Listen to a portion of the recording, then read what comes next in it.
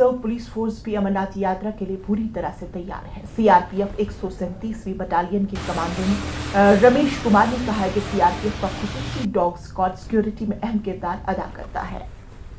उन्होंने कहा कि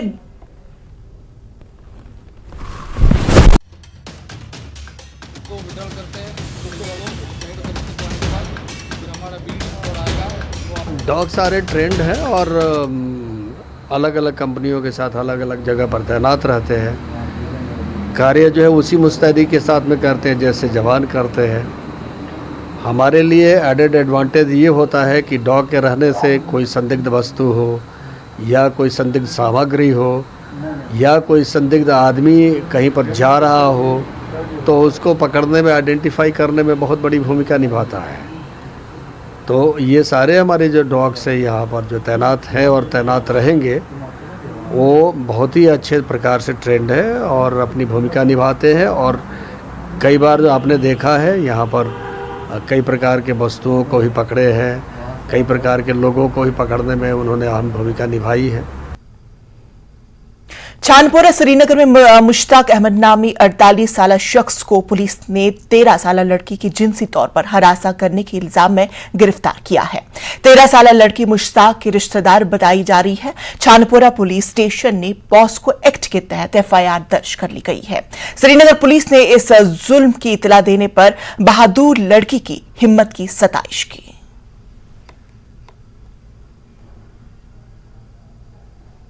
जिला पुलवामा के जगीगाम इलाके के मुतवस्सित घराने से ताल्लुक रखने वाले तालिब इल्म की नीट में कामयाबी हासिल हुई है। उमर गनी की कामयाबी से अहल खाना और मकामी लोग काफी खुश नजर आ रहे हैं।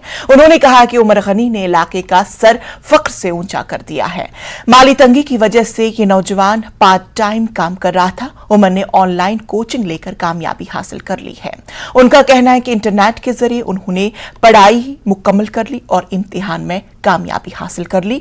उधर डीडीसी मेंबर पुलवामा जावेद रहीम भट्ट का कहना है कि उनकी कामयाबी से साफ जाहिर होता है कि पुलवामा में अब बड़े पैमाने पर तब्दीली नजर आ रही है।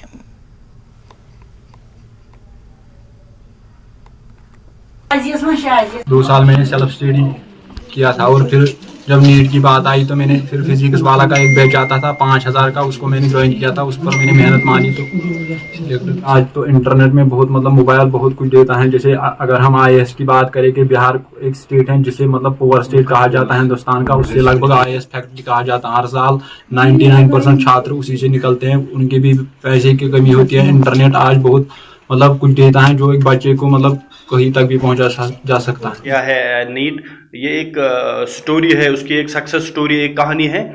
ये हमें और ज़्यादा मुतस्सिर करता है और ज़्यादा वलवला पैदा करता है कि हम आगे बढ़े और हम अपना नाम रोशन करें। और भी जो स्टेट लेवल का टॉप है बासित चोवेकलान से, मेरी तरफ से जितने भी जिन्होंने क्वालिफाई किया है, जिन्होंने क्रैक किया है, उन सबको मेरी तरफ से मुबारकबादी। तो नाज़रीन, खबरों का सिलसिला जारी रहेगा, लेकिन फिलहाल रुकेंगे यहाँ पर एक छोटे से वक्फे के लिए।